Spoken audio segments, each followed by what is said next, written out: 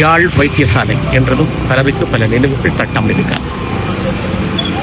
நோயாளிகளுக்கு ஏற்ற பலவகைகளை வித்த இடம் இதுவும் மறக்க இயலாது.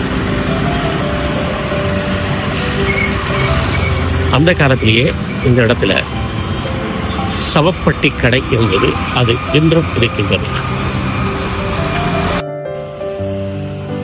அது நினைவு சரியாக இருக்குமாக இருந்தால் 40-50 வருஷத்துக்கு முன்பே யாழ்ப்பாண ஆஸ்பத்திரியில் இருக்கின்ற வைத்தியர்கள் இதற்கு முன்னரே அவனுடைய கிளினிக், அதாவது விசேடமாக பார்ப்பதற்கான இடங்களை இங்கே இந்த பகுதியில் அமைச்சிருக்கிறார். இன்றைக்கு இந்த இடம் மாறிட்டு, ஆனால் அங்கு சாதாரண மக்கள் அந்த காலத்திலேயே நோய்வாய்ப்பாட்டு சென்றாலும் கூட அவர்களுக்கு தனியாக வைத்தியர்களை நாடி சென்றால் மட்டுமே சுகப்படலாம் என்ற நிலைப்பாடு இருந்தது. இதை நாங்கள் மறக்க முடியாது. இதுவும் ஒரு பதிவு.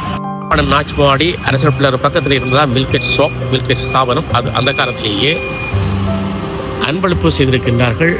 மகாத்மா காந்தியுடைய சிலையை நிறுவுவதற்கு அன்பளிப்பு செய்திருக்கின்றார்கள். இதனை இந்த மகாத்மா காந்தி சிலை, அவர்களின் உருவச்சிலை பொதுவாக நிர்வாக உள்ளூராட்சி உள்நாட்டவர்கள், நீதி அமைச்சர் கௌரவ ஃபீலிக்ஸ் ஆர் டேஸ் பண்டாரநாயக்கா அவர்களெல்லாம் 7/7/1974 திறக்கப்பட்டிருக்கிறது. யாழ்ப்பாணம் போதனா வைத்தியசாலை, யாழ்ப்பாணம் பெரியாஸ்பத்திரின்னு சொல்லுவோம், அதுக்கு முன்னுக்கு இது இருந்திருக்குது. இதை இந்த இடத்துல நாங்கள் நினைவுபடுத்திக் கொள்வோம்.